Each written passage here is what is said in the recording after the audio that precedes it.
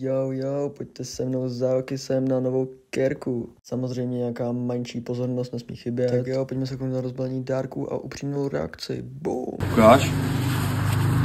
OK.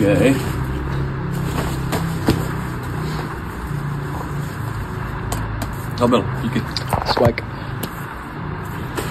Tak jo, kamarádi, přátelé, tady začínáme s první kérkou. OK, točíme vlogísek, jak jinak. Tady vidíte vytvořenou první kérku, tu střih, bum, a víte co? OK, tady je první kérka a jdeme na druhou, ne? Pojďte se podívat. Takže tady jdeme lepit druhou kérku, vidíte tam Lidl čajové, nejlepší čaj za 7 korun.